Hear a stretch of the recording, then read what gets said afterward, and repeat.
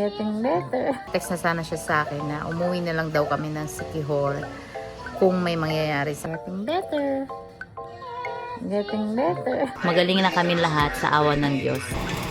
Let's go. Samahan niyo ako mag grocery.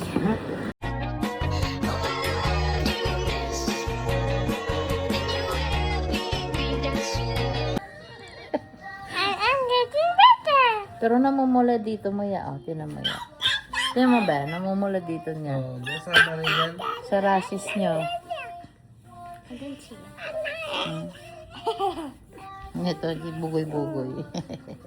Hindi ka naman na mainit ya. Ba't namumula yung ano? Huwag mong kamutin ha. Anak ko. Ang anak ko. Kagat. Hi. Okay na ang daddy. Okay na ang daddy namin. Pagaling ko na. So, hi guys. Today is Thursday na. And so far, we're feeling better. Simula nung nakapag antibiotic na since last night. Pagdating namin dito kagabi, kumain kami kaagad. Nag-dinner kami kaagad. Kasi ay, para nga ay makainom na kami ng antibiotic namin. Kahapon, nagtawanan kami ni Daddy while we're driving pa uwi dito sa bahay. Sabi niya sa akin, habang nasa hospital daw siya, magte-text na sana siya sa akin na umuwi na lang daw kami ng Sikihor kung may mangyayari sa kanya. Sabi ko, huwag kang magsabi ng ganyan kasi ako din nung habang naghihintay sa resort ay naiiyak din talaga ako. Nag-worry ako, nagpe-pray na lang talaga ako kay Lord kung sana ay maging okay kasi syempre ayoko naman na may mangyayari, 'di ba? Mahirap naman 'yun. Si Daddy. Diyan ko eh. Sabihin naka-crop top ako. Ayan, magaling na siya guys. Wala na siyang rayuma. Wala na siya Rayumatic. Ito na lang pala. O, meron siyang paano ba yung basahin? Rheumatic or rheumatic? R-H-E-U man. Rayumatic. Nagkaroon siya ng rheumatic fever pagkatapos dun sa scarlet fever niya. So, ang rheumatic fever ay delikado kung bumaba siya sa heart. Kaya nga natakot ako nung kailan tayo pumunta ng hospital? Nung time na pumunta kami ng hospital, Wednesday yata yon. Pumunta kami kasi pinapunta siya doon ng doktor para magpa-check up. Kailangan niya ipa-EKG. Yung EKG is EKG pala. ECG sa Pilipinas. Tapos, okay naman. It turned out naman na normal lahat yung niya. Yung ng puso niya. So, wala namang problema. Pinabago lang yung antibiotic niya from amoxicillin to penicillin. So, naka-penicillin siya ngayon. And, medyo okay na nawala na yung rashes. Nawala na din yung fever. Kami din ng mga bata, wala na ako. Totally okay na ako. Pero yung antibiotic ko ay until 10 days pa. So, kailangan namin tapusin. Si kuya na lang meron pang mga rashes sa katawan.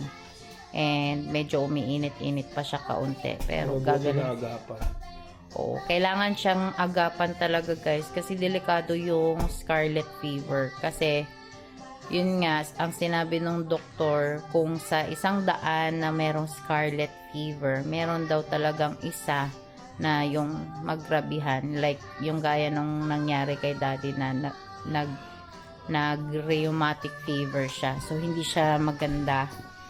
Not good. Ayan, nakakalakad na siya guys. Nung dati kasi, hindi talaga siya nakakalakad. Like, masakit lahat ng joints niya, yung mga daliri niya, yung mga kamay niya. So, ako, wala naman ganun. Ako, lagi ako nagpe-pray na sana ay hindi ako ano yun? Oo. Nagpe-pray ako na sana hindi ako magrabihan sa aking symptoms kasi syempre, walang mag-aalaga sa amin dito sa Canada. Wala ka mag-anak na pwede mong tawagin kaagad na pwede mo kong tulungan. Ganyan. Hindi gaya sa atin sa Pilipinas na everybody is available para tawagan para magtulong. Kaya kapag dito sa ibang bansa talaga, dito masusubok yung pagiging strong mo kung ano, kasi wala talaga dito. Kaya buti na lang naging okay agad si Daddy. Ngayon is anong araw tayo ngayon ba? Anong araw tayo ngayon? Friday na? Hindi ko din alam na, no? Oh, Friday na pala, guys. Hindi na namin na-realize na Friday na pala ngayon. Kasi na-busy yung isip namin sa aming sakit, naging sakit. So, 1 week talaga kami nagkasakit. Si Daddy nagsimula ng Thursday last week, tapos kami nung Monday kami nagsimula. So, thanks God, okay kami lahat na. So, yeah, andito lang kami sa bahay and hindi ko alam, mamaya bibili ako ng mga gatas lang ng mga bata, wala kami ibang gagawin kasi wala namang ibang activities talaga dito. So, yeah, magaling na kami lahat sa awa ng Diyos. You, Gabriel, and I'm so foggy. Yummy. I'm Theo, Gabriel. Ano?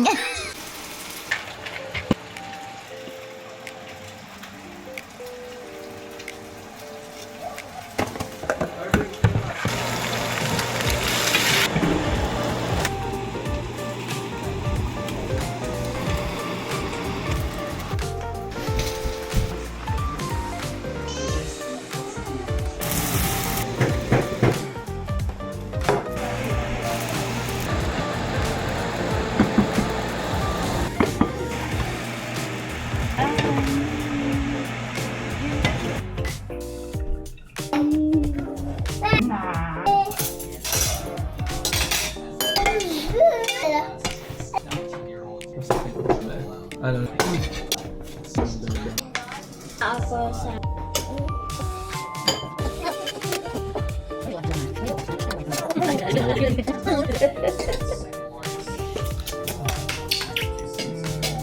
Maganda tayo natulog ko na ang gabi, di ba?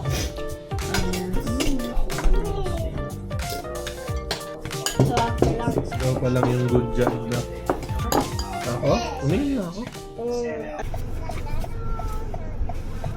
So, andito kami ngayon, guys, sa downtown kasi nagbabayad kami ng aming parking. Kasi yung street parking pala dito sa Winnipeg ay annual yung bayad, $50.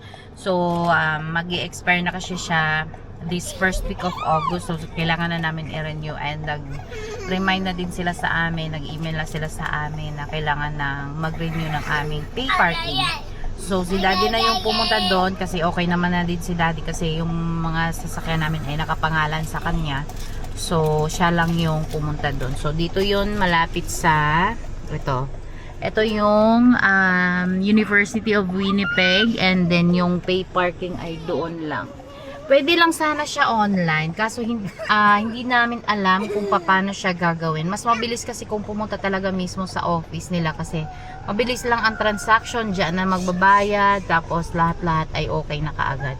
So hinihintay lang namin siya dito sa sa loading unloading kasi wala kaming makuhang parkingan. Mahirap magkuha ng parkingan dito sa downtown talaga lalo na ay malapit dito sa school. So after dito hindi ko alam kung saan pa kami pupunta pero uuwi lang siguro kami. And yeah, kailangan lang talaga namin mag-renew na ng aming street parking. Kasi yung sa apartment namin kasi is isa lang yung parkingan na available para sa per townhouse. So yeah. Tapos na kami guys sa Winnipeg Pass para sa aking parkingan. So ngayon pupunta naman ako ngayon sa Young's kasi wala akong maluto. As in wala kaming isda, wala kaming gulay, wala kaming mga dilata. So ako lang yung aalis kasi si Daddy, siya na yung magbabantay ng mga bata. Kaya let's go, samahan nyo ako mag grocery. Malapit lang naman dito yon. Asian store yung pupuntahan natin. Ang tawag ay Young Smart. So, dito lang yan sa may dito lang sa may tawag niyan sa may William Avenue dito sa downtown. So, let's go guys! Mag-drive muna tayo.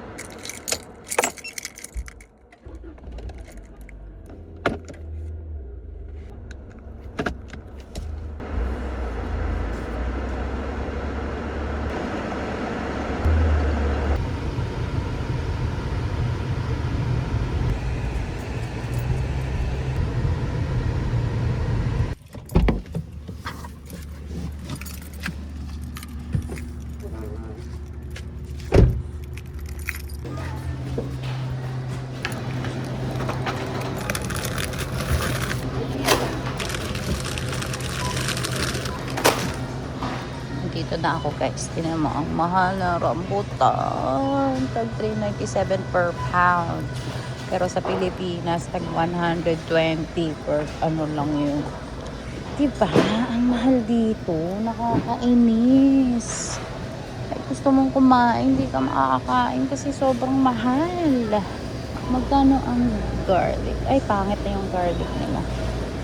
Hindi na kagandahan. Gagawa ako ng chili garlic namin. Kasi wala akong sili na nakita. Maganda yung fresh na sili eh. Ito. Bibili tayo ng sili kasi tayo ay magluluto ng chili garlic. Tatlo lang. Konti lang lutuin natin. Ito fishball guys oh. Aso ang mahal, $8. Nangihinayang ako. Bakit gaanoon? Reality, we're in Canada again. So everything is expensive. If you crave something,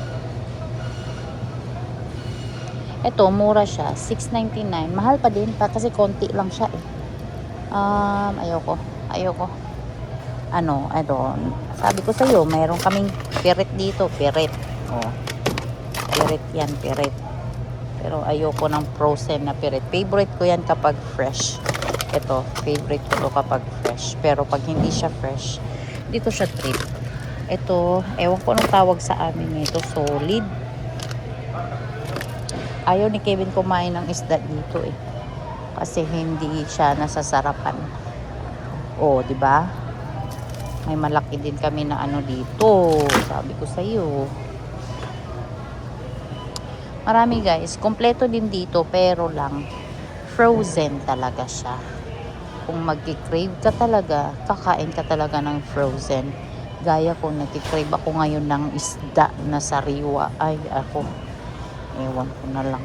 Pampano na lang tayo. Masarap din to pag prituhin. Magkano ang pampano ngayon? $4.99. Mahal no. Oh, mayroon kaming Gigi. Kung gusto namin ng Gigi, kuha tayo ng Gigi no. Magkano to? $5.99. Ito ay $6.99. Dito naman tayo sa $5.99. Kukuha din tayo nitong bangus. Ayan. Ay, wala na dito. Mga na to. Mga tinapay. Pero sabi ni Daddy ay bibili daw ako ng chips. Something na chips. Bibili tayo ng chips.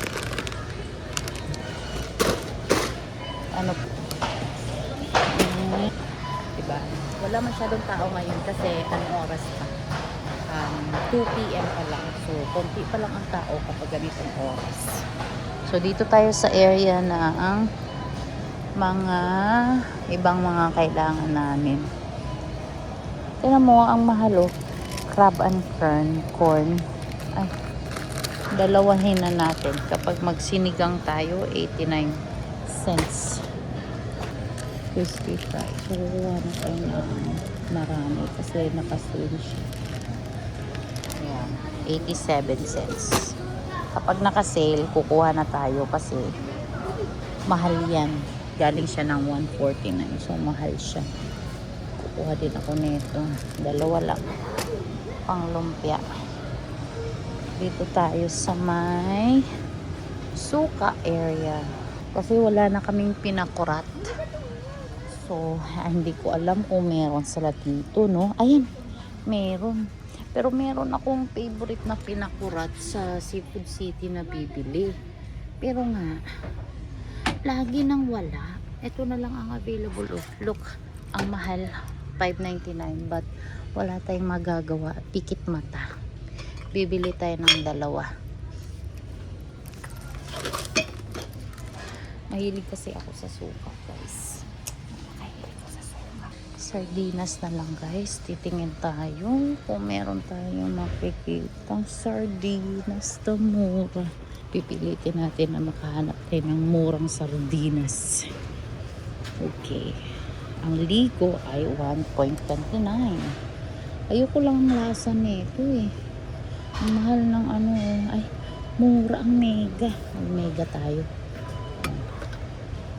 Mag-mega tayo. Kuha tayo ng dalawa. And ito. Diba? Meron silang hot and spicy. Ayoko niya. Kind of squid. Ayan, Spanish. Favorite ni Daddy. Kuha tayo ng Spanish. Bihira sila may Spanish, guys. Alam nyo ba? Bihira sila mayroong ganito. Tapos mabilis maubos. Pila na tayo, guys. Bayad na tayo. Init pa. So, ayan, guys. Tapos na ako. Uuwi na ako, guys. Kasi mainit. Bumili na din ako ng mga saging kasi yun yung pang merienda namin ni Dada. Kaya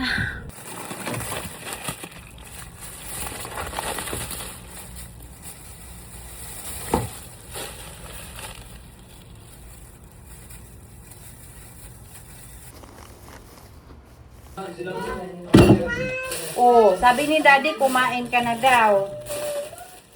Ha? Mami. Anong mami? Kumain ka na daw, sabi ni Daddy. Lagi kang gutom. Ha? Bakit lagi kang gutom? O, tinan mo, nagagalit ka pa. Oh, sili yan. Huwag kayong ano. Want water? Oh.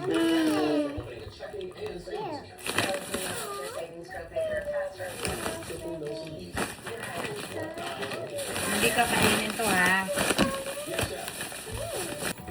Oh, hindi pa yan. Hindi tayo pwede mag-noodles ngayon.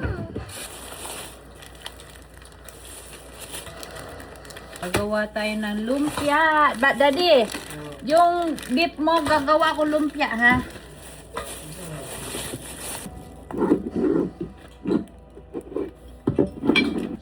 Ay, cash dito.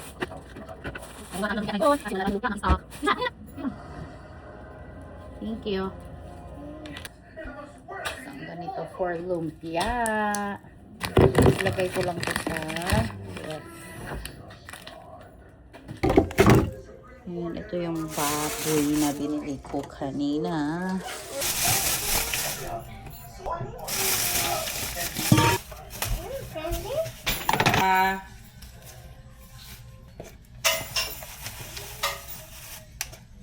Okay.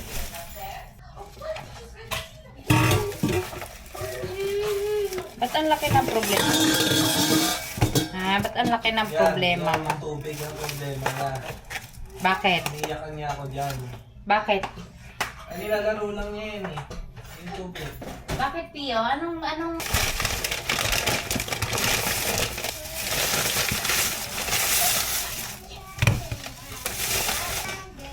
Pagkaalis ko? Ay, hindi. Hindi.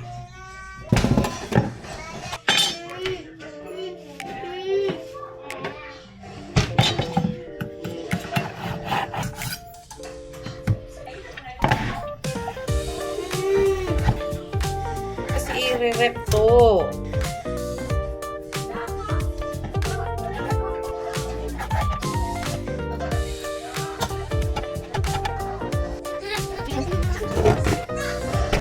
Mama, Walang ganyan. Right.